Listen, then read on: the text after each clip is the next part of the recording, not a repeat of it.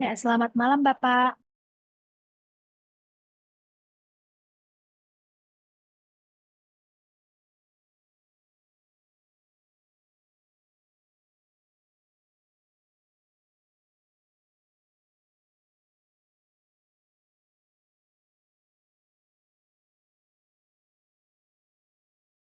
Buka kameranya ya. Yuk, Assalamualaikum warahmatullahi wabarakatuh. Selamat malam ya semuanya ya. Eh, eh, ini hanya kelompok kalian nih yang ada pertemuan kelas AB nggak ada gitu ya. Saya nggak apa-apa nyiapin waktu hari malam ini. Oke, ya. Silakan siapa Naswa presentasikannya 15 menit. Aku udah baca juga sih. Silakan belajar efisienkan waktu. Silakan mau ngatur 5 ngomong mau 2 orang terserah kalian yang penting 15 menit. Yuk, jangan terpaku kepada baca PowerPoint ya, belajar. Silakan. Baik, Bapak, mungkin bisa di-share screen.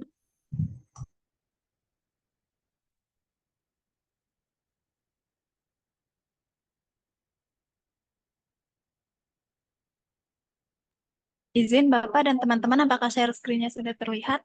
Dah jelas, dah bagus. Silakan lanjut.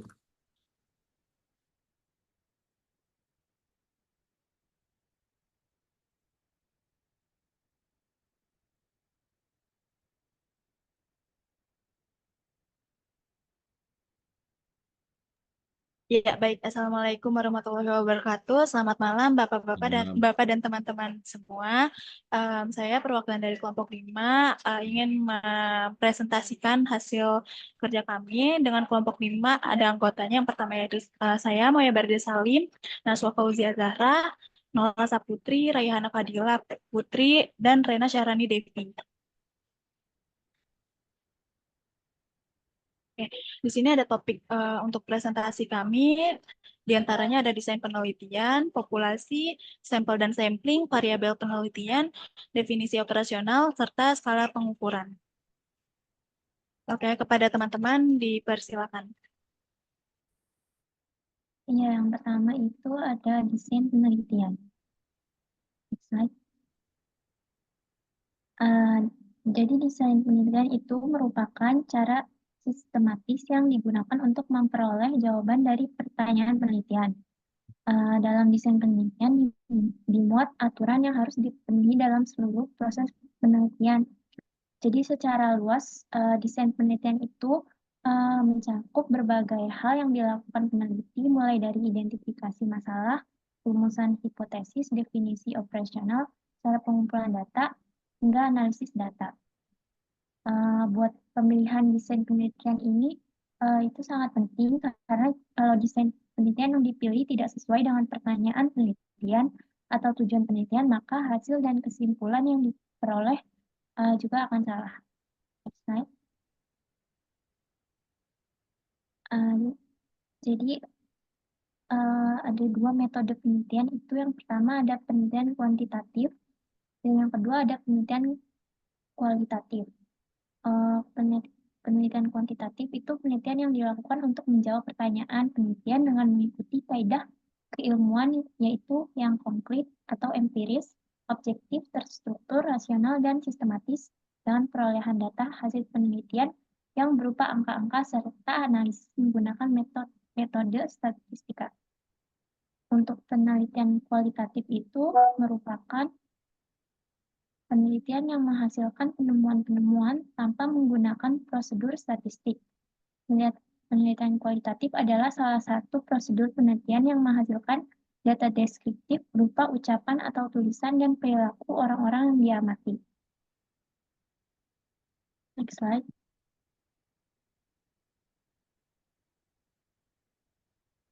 Untuk penelitian kuantitatif itu ada beberapa klasifikasi desainnya. Yang pertama itu ada desain penelitian observasional, yang kedua ada desain penelitian eksperimen.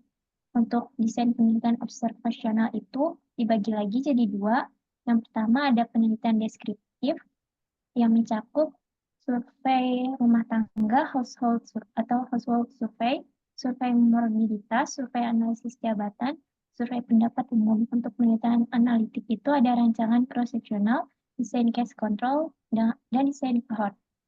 Next slide. Untuk, maaf Moya, belum. Untuk desain yang kedua itu ada desain penelitian eksperimen. Yang pertama ada true experiment, yaitu pre and post test control group, post test only control group, serta Solomon for group design. Yang kedua ada quasi eksperimen, yaitu pre test and post test non equivalent control group, post test only non equivalent control group, dan pre and post test without control. Next slide. Yang selanjutnya itu untuk penelitian observasional, metode penelitian deskriptif itu yang pertama ada survei rumah tangga atau household survey, itu pengumpulan data yang dilakukan kepada keluarga. Contohnya survei tentang family folder, pengetahuan atau kepuasan keluarga tentang BPJS. Yang kedua survei morbiditas, yaitu untuk mengetahui distribusi, insidensi, atau prevalensi kejadian suatu penyakit dalam masyarakat. Contohnya laporan 10 besar penyakit di rumah sakit.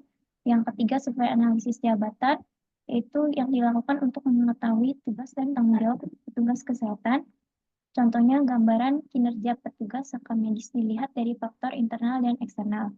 Lalu yang keempat itu survei pendapat umum, digunakan untuk memperoleh gambaran tentang tanggapan publik terhadap program pelayanan kesehatan atau masalah kesehatan yang terjadi di masyarakat.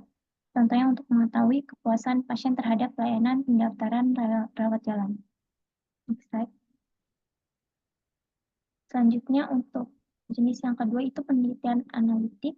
Yang pertama ada rancangan cross-sectional, yaitu penelitian yang mempelajari korelasi antara paparan atau faktor risiko independen dengan akibat atau efek dependen dengan pengumpulan data yang dilakukan bersamaan secara serentak dalam satu waktu.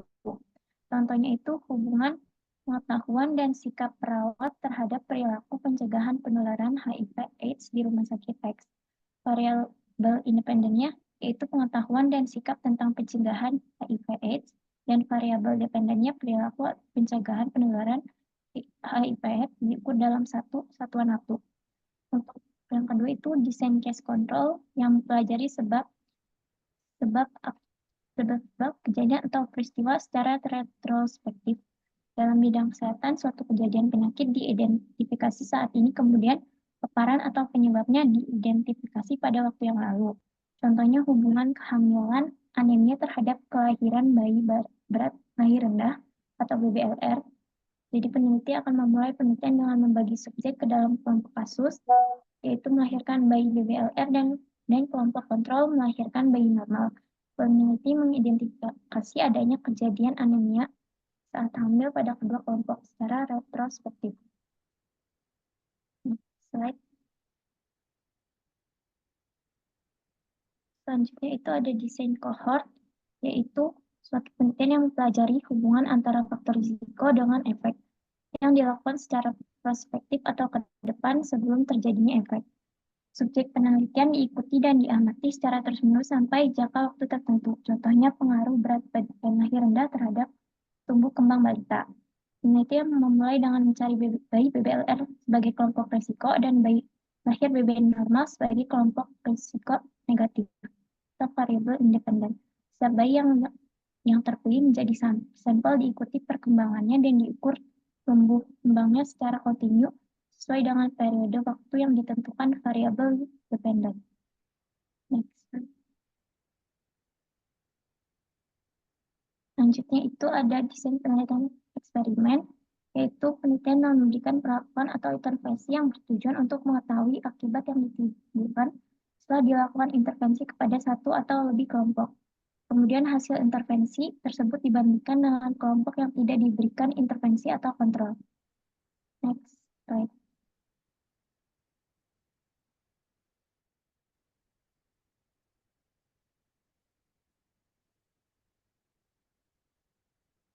Langkah-langkah penelitian eksperimen itu yang pertama membuat rumusan masalah, kedua membuat tujuan penelitian, membuat hipotesis penelitian, menyusun rencana eksperimen, yang meliputi menetapkan variabel independen dan dependen, memilih desain eksperimen yang akan digunakan, menentukan sampel penelitian, menyusun metode penelitian seperti alat ukur, menyusun outline prosedur pengumpulan data, dan menyusun hipotesis statistik.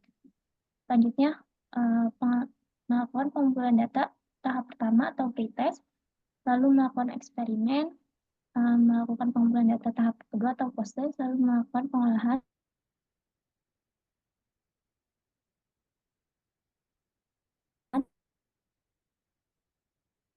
dan analisis data.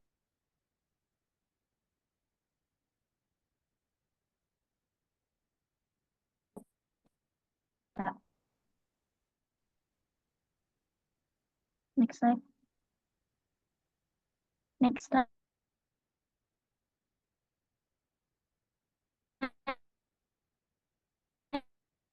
Maaf.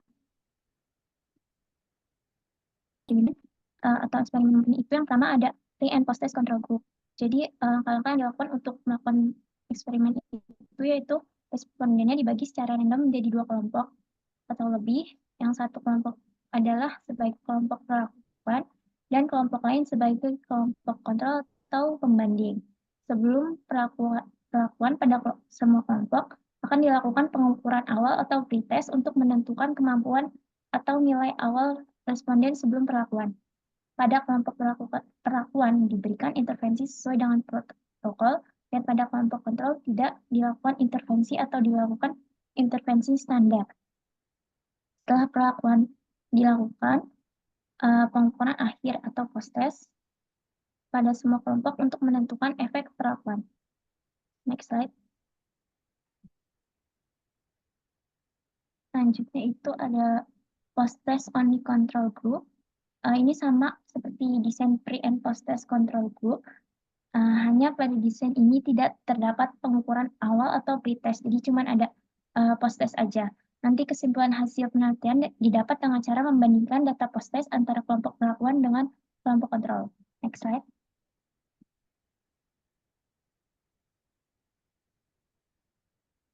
Selanjutnya ada Solomon for Group Design.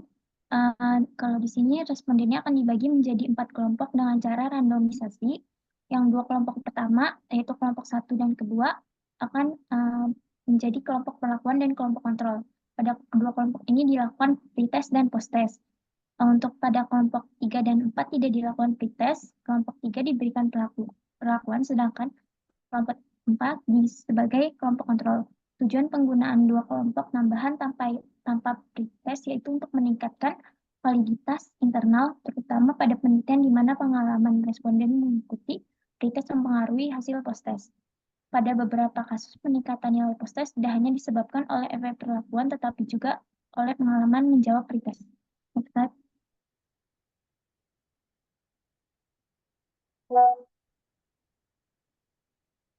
Ini untuk yang quasi eksperimen, yaitu ada pretest and post-test equivalent control group. Ini hampir sama dengan desain pre and post-test control group, perbedaannya hanya terdapat pada randomisasi. Kalau pada desain ini, penelitinya tidak akan melakukan randomisasi sehingga akan berisiko terjadi ketidakseimbangan karakteristik antara kelompok perlakuan dan kontrol. Next slide. Selanjutnya ini post-test only non-equivalent control group. Ini juga hampir sama dengan desain post-test only control group. Yang perbedaan juga sama, yaitu tidak dipilih secara random. Jadi pada desain post-test ini penelitiannya tidak melakukan randomisasi. Next slide. Ini yang terakhir itu ada pre and post-test without control. Pada desain ini tidak ada kelompok kontrol, jadi peneliti hanya melakukan intervensi pada satu kelompok tanpa pembanding. Efektivitas perlakuan dinilai dengan membandingkan nilai post-test dan pre-test. Next slide. Nah, ini untuk menentukan desain penelitian itu, kalau misalnya mau desainnya ada data hasil yang penelitian yang berupa angka, dan dengan skala pengukuran nominal, ordinal, interval, atau rasio, maka kita bisa memilih desain penelitian kuantitatif. Kalau tidak, berarti kita memilih kualitatif. Lalu jika ingin melakukan manipulasi atau intervensi kepada subjek penelitian, maka bisa memilih eksperimen. Tapi kalau tidak, bisa memilih observational. Lalu jika ingin melakukan random alokasi terhadap sampel, maka bisa melakukan eksperimen murni, tetapi kalau tidak, bisa memilih untuk melakukan kuasi eksperimen. Lalu untuk yang observational, jika dua variabel atau lebih ingin dihubungkan atau dibandingkan atau dianalisa hubungannya, maka bisa memilih untuk analitik. Tapi kalau tidak, bisa memilih deskriptif. Dan untuk deskriptif itu nanti akan mendeskripsikan fenomena atau karakteristik yang ditemukan, sedangkan untuk analitik nanti dibagi lagi menjadi 3 jika ingin variabel independen dan variabel dependennya diambil pada satu satuan waktu atau tidak melihat hubungan antar variabel berdasarkan waktu, maka memilih cross-sectional. Tapi jika variabel independen atau sebab diidentifikasi terlebih dahulu, kemudian berdasarkan perjalanan waktu setelah kurun waktu tertentu, diukur variabel dependen atau akibat, maka memilih cohort. Lalu jika ingin variabel dependen atau akibat diukur terlebih dahulu, kemudian diukur variabel independen atau sebab berdasarkan kejadian sebelumnya atau retrospektif, maka memilih case control. Next slide. Ini penelitian kualitatif. Yang pertama itu ada etnografi, yaitu studi deskriptif mengenai kebudayaan dan masyarakat. Yang kedua itu ada studi kasus, yaitu penelitian intensif menggunakan berbagai sumber bukti terhadap suatu entitas tunggal yang dibatasi oleh ruang dan waktu. Yang ketiga ada grounded theory, yaitu penelitian yang fokus pada rangkaian peristiwa, tindakan, dan aktivitas individu maupun kolektif yang berkembang dari waktu ke waktu dalam konteks tertentu. Yang keempat itu ada fenomenologi, yaitu penelitian yang bertujuan untuk memberikan gambaran yang akurat dari fenomena yang dipelajari atau untuk memahami pengalaman hidup individu dan tujuan hidup mereka. Untuk yang terakhir itu ada etnometodologi, yaitu upaya yang menunjukkan bagaimana masyarakat di suatu kelompok atau budaya memahami, menggunakan, dan menata lingkungannya. Next slide. Baik, selanjutnya akan saya lanjutkan. Di sini kita masuk ke materi yang populasi. Boleh di next. Seperti yang kita ketahui teman-teman bahwa penelitian ini bertujuan untuk menemukan jawaban atas pertanyaan-pertanyaan melalui prosedur ilmiah. Salah satu langkah-langkah dalam penelitian itu pasti ada menentukan populasi. Populasi dalam penelitian ini merupakan hal yang penting. Kenapa dia bisa dibilang penting? Karena kita bisa menggali informasi atau bisa disebut juga populasi itu sebagai sumber informasi. Jadi di sini populasi merupakan keseluruhan objek atau subjek penelitian. Sedangkan kalau untuk sampel merupakan sebagian atau hanya wakil yang memiliki karakteristik representasi dari populasi. Populasi ini merujuk pada keseluruhan kelompok atau kategori individu, objek atau unit yang menjadi subjek penelitian dan yang hasilnya akan digeneralisasikan oleh peneliti.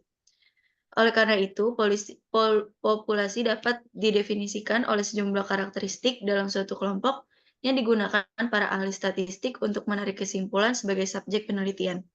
Selanjutnya, di dalam sebuah penelitian populasi itu harus didefinisikan dengan jelas ya, apa atau siapa, di mana atau kapan.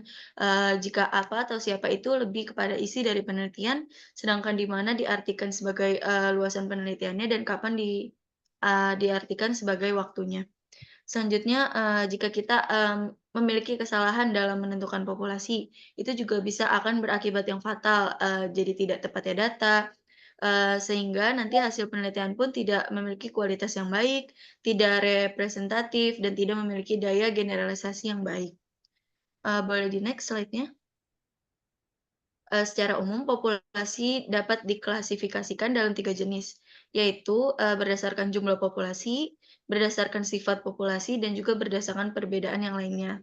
Yang pertama, saya jelaskan populasi berdasarkan jumlah populasinya. Populasi terbatas yang pertama yaitu sumber data yang jelas. Batas-batasannya secara kuantitatif karena memiliki karakteristik yang terbatas. Selanjutnya ada populasi tak terbatas, yaitu sumber data yang tidak dapat ditentukan batasannya, sehingga tidak dapat dinyatakan dalam bentuk jumlah secara kuantitatif. Yang kedua itu ada populasi berdasarkan sifatnya. Yang pertama ada homogen, yaitu populasi yang unsurnya memiliki sifat yang sama, sehingga tidak perlu lagi dipersoalkan jumlahnya secara kuantitatif. Yang kedua itu ada populasi heterogen, populasi yang dalam unsurnya terdapat sifat variasi sehingga ada batasan baik secara kuantitatif maupun secara kualitatif. Yang selanjutnya itu ada populasi berdasarkan perbedaan lainnya. Yang pertama ada populasi target, yaitu populasi yang ditentukan sesuai dengan yang tertera dalam masalah penelitian. Populasi target ini mengacu pada seluruh kelompok individu atau objek yang telah ditentukan sesuai dengan permasalahan penelitian untuk digeneralisasikan kesimpulannya. Selanjutnya itu ada populasi survei, yaitu populasi yang diliput di dalam penelitian yang sedang dilaksanakan. Populasi ini biasanya bagian dari populasi target dan juga dikenal sebagai populasi penelitian. Boleh di next.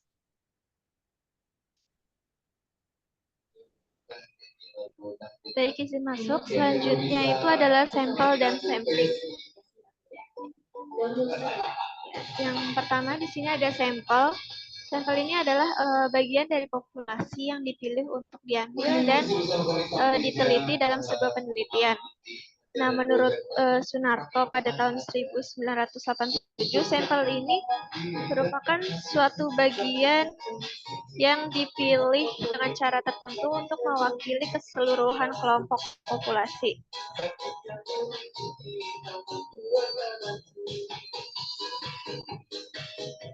Gimana ini Reina? Maaf Bapak, saya lagi di jalan. Maaf ya Pak. Selanjutnya adalah sampling. Sampling ini merupakan kegiatan untuk mengambil sebagian dari populasi yang akan diteliti dengan cara tertentu yang dapat dipertanggungjawabkan supaya sebagian yang diambil mewakili ciri populasinya. Nah, sampling ini juga merupakan sampling ini juga dapat dibagi menjadi dua, yaitu sampling probabilitas dan sampling non-probabilitas. Nah, sampling probabilitas ini merupakan metode sampling yang dimana setiap anggotanya memiliki peluang yang sama untuk dipilih. Dan sampling probabilitas ini yaitu metode sampling yang dimana tidak ada semua anggota populasi memiliki peluang yang sama untuk dipilih. Nah, ada poin pentingnya terkait sampel, yaitu menentukan besar sampel yang tepat. Maaf. Besar sampelnya ini penting karena kalau ukuran sampelnya terlalu kecil dan bisa menyebabkan bias atau ketidakjelasan. Lalu yang kedua ada prosedur atau teknik sampling. Teknik pengambilan sampel harus memastikan keterwakilan sampel terhadap populasinya. Nah, biasanya dilakukan secara acak. Nah, prosedur atau teknik sampling ini prosedurnya meliputi pembuatan sampling frame, yaitu membuat daftar nomor urut dan identitas populasi, lalu mengambil anggota sampel dengan memilih sejumlah sampel yang sesuai ukuran. Lalu ada metode pengambilan sampel, yaitu sejumlah elemen dari populasi menggunakan cara seperti lotre, tabel bilang random, atau dengan menggunakan bantuan komputer.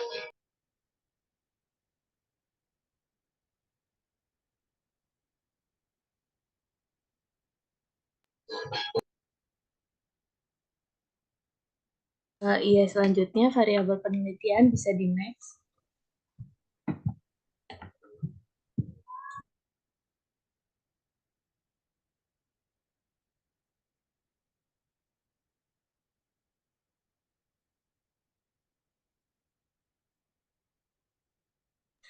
Iya, jadi variabel penelitian itu adalah eh, karakteristik atau atribut yang diukur atau diobservasi. Jadi variabel itu suatu hal yang kita ukur atau observasi yang kita kumpulin datanya. Nah, ciri variabel penelitian itu memiliki variasi nilai. Jadi setiap variabel yang satu dengan yang lainnya itu nilainya nggak sama. Yang dapat diukur ini pengukurannya jelas apakah dia diukur dengan longitudinal ataupun nominal ataupun rasio seperti interval dan relevan dan jelas. Maksudnya di sini adalah variabel yang nanti kita cantumkan itu harus relevan dan sesuai dengan tujuan dari penelitian tersebut. Dan jelas ini biasanya variabel itu selalu dicantumin di judul dan sesuai dengan isinya. Dan biasanya karena harus relevan, jadi variabel-variabel itu harus didukung sama teori pembahasan atau landasan teori.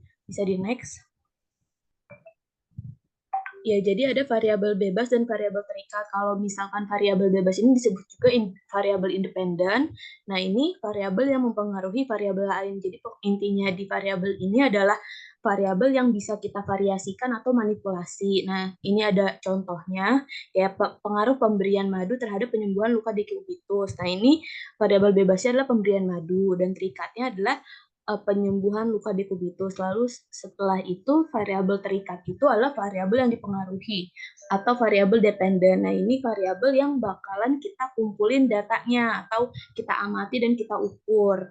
Nah, ini ada contohnya, udah bisa dilihat adalah perbedaan tingkat kecemasan terhadap lansia di RSUD Pasar Rebo yang memiliki dukungan keluarga. Jadi variabel bebas ini adalah dukungan keluarga dan variabel terikatnya adalah tingkat kecemasan, karena kita nyari data perbedaan tingkat kecemasan terhadap lansia. Dan biasanya untuk posisi variabel bebas dan variabel terikat ini nggak harus di depan ataupun di belakang, atau variabel bebas terlebih dahulu lalu terikat, tidak, tapi dari peranan pada penelitian tersebut. Bisa di next.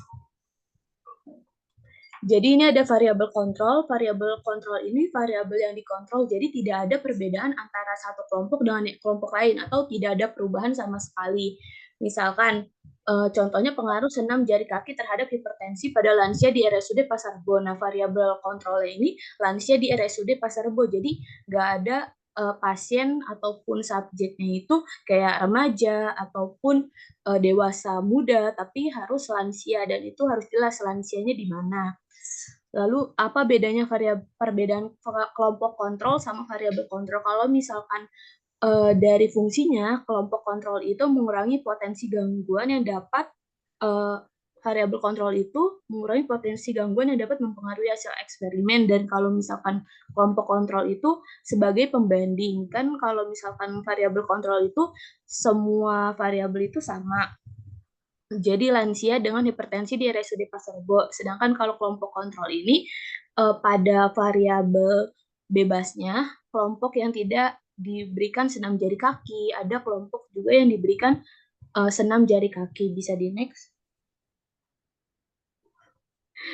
Contoh variabel pada penelitian eksperimen ini, variabel bebasnya terdapat banyak kelompok. Itu contohnya kayak mengkonsumsi TTD. Nah, ini terdapat kelompok lagi di variabel tersebut, kayak ibu hamil yang sering mengkonsumsi TTD, yang jarang mengkonsumsi TTD, ataupun yang tidak sama sekali atau tidak pernah mengkonsumsi TTD. Lalu selanjutnya ada contoh variabel bebas dan terikat yang lebih dari satu. Jadi variabel terikatnya ini ada dua, yaitu pengetahuan dan keterampilan pada kadar di Kelurahan Ciracas. Lalu ada contoh variabel bebas lebih dari satu, yaitu variabel bebasnya ada dua, kayak konsumsi tablet Fe dan vitamin C. Bisa di next. Contoh variabel bebas dan terikat pada penelitian korelasional. Kalau yang sebelumnya itu pada penelitian eksperimen. Nah, kalau korelasional ini lebih ke hubungan. Nah, kalau misalkan hubungan itu sama saja, tapi mungkin di kata kuncinya. Kan kalau eksperimen itu lebih ke pengaruh atau efektivitas. Nah, sedangkan kalau korelasi ini ada kalimat atau kata hubungan. Nah, ini sama saja untuk variabel bebas dan terikat. Ya, variabel bebas itu yang kita manipulasi atau yang mempengaruhi, terikat itu yang dipengaruhi. Bisa dilihat contohnya, lalu variabel intervening atau confounding ini pengganggu. Nah, kalau misalkan pengganggu ini tidak kelihatan pengaruhnya tidak kelihatan, tetapi secara teoritis dapat mempengaruhi hubungan antara variabel bebas dan variabel terikat. Seperti contohnya di sini, variabel pengganggunya adalah kualitas jasa atau produk. Bisa di next, Kak.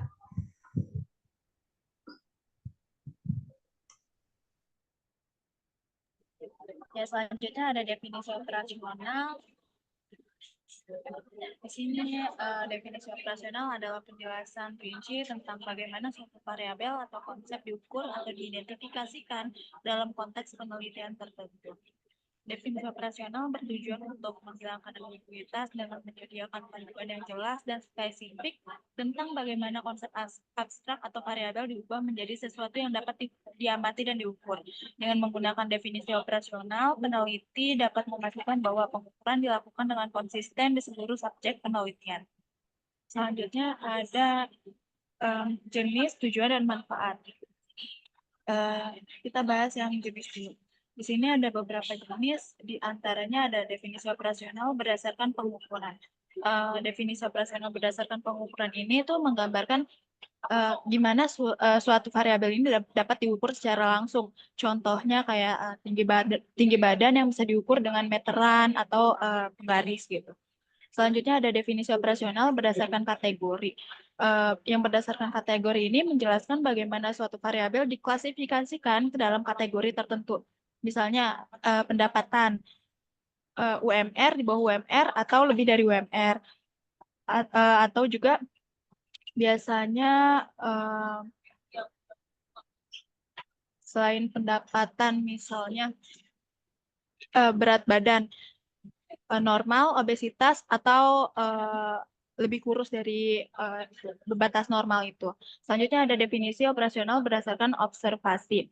Yang berdasarkan observasi ini menjelaskan bagaimana suatu variabel diidentifikasikan atau dinilai berdasarkan pengamatan.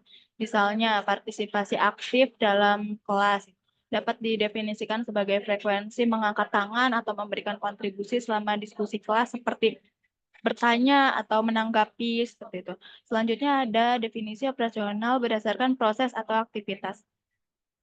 Yang berdasarkan proses atau aktivitas ini menjelaskan bagaimana suatu variabel diukur berdasarkan aktivitas tertentu. Misalnya aktivitas fisik seperti sehari berapa langkah yang bisa dicapai seperti itu. Selanjutnya ada tujuan. Tujuan yang pertama di sini ada mengurangi ambiguitas. Definisi operasional ini membantu mengurangi atau menghindari interpretasi yang berbeda tentang variabel yang diteliti dengan menjelaskan secara rinci dan detail bagaimana variabel tersebut diukur. Lalu yang kedua ada memungkinkan replikasi. Yang memungkinkan replikasi ini peneliti yang baik harus dapat direplikasikan. Dengan memberikan definisi operasional yang jelas, peneliti lain dapat mereplikasikan studi dengan kondisi yang sama. Selanjutnya ada memastikan konsistensi pengukuran. Ini membantu menjaga konsistensi dalam pengukuran di seluruh subjek atau eksperimen yang berbeda, sehingga hasil penelitian lebih andal. Lalu selanjutnya ada manfaat dari definisi operasional. Yang pertama ada memudahkan pengukuran, selanjutnya ada memudahkan pemahaman mengenai variabel-variabel yang diteliti. Yang ketiga dapat menghemat waktu dalam analisa data, dan yang terakhir dapat meningkatkan validitas dan reliabilitas. Selanjutnya ada skala pengukuran. Skala pengukuran adalah skala pengukuran adalah sistem atau metode untuk mengkategorikan dan mengukur variabel yang digunakan dalam penelitian atau eksperimen. Skala pengukuran membantu peneliti untuk menentukan jenis data yang dikumpulkan dan jenis analisa statistik yang dapat diterapkan. Di sini ada macam-macam dari skala pengukuran. Yang pertama ada skala nominal. Skala nominal ini berupa data kategori untuk membedakan atau memberi label terhadap suatu objek. Contohnya seperti jenis kelamin, perempuan dan laki-laki, atau suku Jawa, Sunda, atau Batak. Lalu ada status perkawinan, menikah, atau lajang. Lalu yang kedua ada skala ordinal. Datanya memiliki variabel perbedaan tingkatan dan urutan. Namun jarak antar kategori tidak sama dan tidak bisa dibandingkan. Contoh tingkat kepuasan ada sangat puas, puas, atau tidak puas. Lalu selanjutnya ada skala rasio. Skala ini memiliki semua karakteristik skala interval, tetapi dengan tambahan adanya titik nol absolut yang memungkinkan perbandingan rasio. Contohnya berat badan, tinggi badan, jarak, waktu, dan juga uang. Lalu ada skala interval. Data skala ini memiliki urutan yang jelas dan perbedaan antara nilai-nilai yang diukur, tetapi skala ini tidak memiliki titik nol absolut. Seperti contohnya itu suhu tubuh gitu. Suhu tubuh kan biasanya satuannya itu Celsius atau Fahrenheit. Gitu. Selanjutnya ada skala pengukuran sikap. Skala pengukuran sikap adalah alat atau metode yang digunakan untuk mengukur dan menilai sikap, opini, atau perasaan individu terhadap suatu objek, orang, ide, atau situasi tertentu. Jenis dari skala sikap ini yang pertama ada skala Likert. Atau responden diminta untuk menunjukkan sejauh mana mereka setuju atau tidak setuju dengan serangkaian pertanyaan yang berkaitan dengan suatu objek. Contohnya, di suatu G-form gitu, kan sering ya terdapat pernyataan-pernyataan yang biasa kita isi tuh jawabannya tuh ada sangat tidak setuju atau setuju, sangat setuju seperti itu. Lalu ada skala Goodman. Menggunakan skala Goodman bila ingin mendapatkan jawaban yang tegas terhadap suatu permasalahan yang ditanyakan. Skala ini didapat jawaban yang tegas seperti iya atau tidak, benar atau salah, negatif atau positif. Lalu skala Goodman ini selain dapat dibuat dalam bentuk pilihan ganda, juga dapat dibuat dalam bentuk checklist. Contohnya, seperti pertanyaan, pernahkah melakukan perawatan pada pasien luka bakar? Jawabannya itu hanya ada pernah dan tidak pernah. Mungkin segitu aja, Pak, presentasi dari kelompok kami.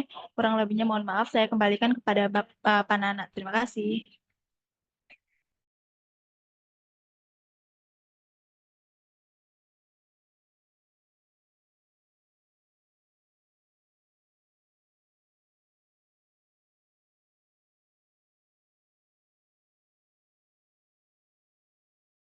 Baik, 30 menit lebih ya kalian paparan. Saya sengaja nggak nyetop. Pertama terima kasih ya, materi kalian cukup bagus. Ada beberapa catatan. Pertama, coba dari awal. Setiap itu mesti ada sumbernya ya. Ke bawah, kalian ke bawah. Saya pakai doktor ya.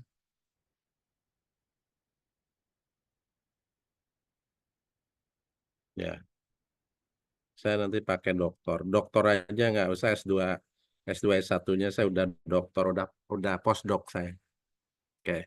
Terus ke atas, ke bawah, ke bawah, ke bawah. Terus ke bawah. Terus ke bawah. Ini sebetulnya sih topiknya itu bisa jadi berapa topik gitu. Ada desain penelitian kan gitu ya. Kemudian ada, coba ke atas. Ini uh, ada populasi, ada sampel, ada variabel, ada DO skala. Ini bisa 3 sesi nih paling ini. Saya juga yakin kalian apa yang dibaca mungkin nggak paham juga gitu ya.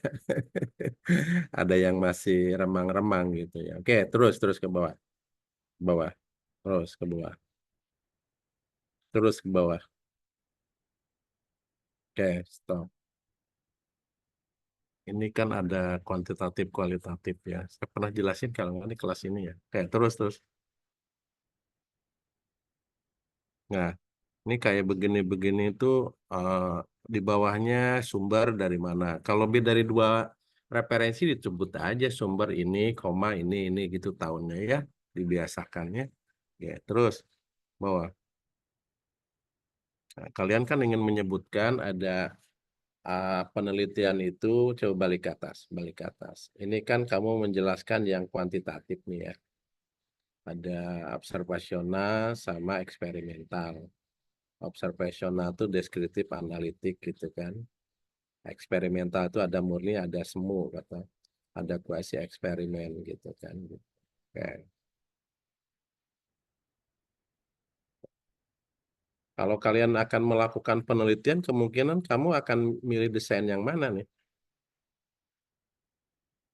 Hmm, Ya, yang visible kalian lakukan. Yang mana? Hmm? Tahu nggak kalau ditanya? Kalian akan milih yang mana nih? Memikirkan waktu, tenaga, sumber daya mana yang memungkinkan buat kalian setingkat S1 ataupun profesi ya, bahasa BNS. Gak mungkin kan eksperimental ya. Bisa 1-2 tahun kalian penelitian jangan lain tamat, kalian masih upek-upek di lapangan. Yang paling mungkin adalah penelitian analitiknya case control, cross sectional sama case control. Tapi case control sulit nanti kalian. Saya nyarankan cross sectional. Biasanya teman-teman mainnya di situ. Kalau S2 case control nggak apa-apa gitu ya. Jangan terlalu ini ada waktunya gitu. Apalagi cohort. Cohort itu bisa diikuti 1-2 tahun, bahkan ada yang puluhan tahun gitu kan. Dari paparan sampai ke ke outcome. Oke, terus ke bawah. Kalau survei nggak mungkin kalian. Nih, ya udah. Bagus sih ini contohnya ya. Ke sumber ya kalian. Terus ke bawah. Bawah lagi. Bawah deh. Oke.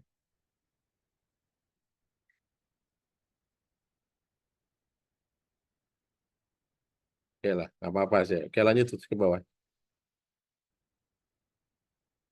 Ya, oke, sebentar ya. Kalau kalau kalau cross sectional tidak perlu ada kontrol ya. Kalau case control ada kasus dulu ditemukan, baru cari kontrol yang comparable gitu ya. Bedanya itu utamanya ya. Sama-sama itu apa namanya sudah outcome atau kejadian sudah terjadi gitu. Hanya tinggal melihat determinannya, paparannya apa gitu ya. Oke. Nah, kalau kohor ini prospektif nih. Tadi kan kamu nyebut retrospektif sama prospektif. Ngerti nggak yang dimaksud prospektif sama retrospektif? Kalau retrospektif itu kita datanya di sini. Misalnya gini, coba balik-balik. Biar kalian tahu nanti. Balik. Udah, stop, stop, stop, stop.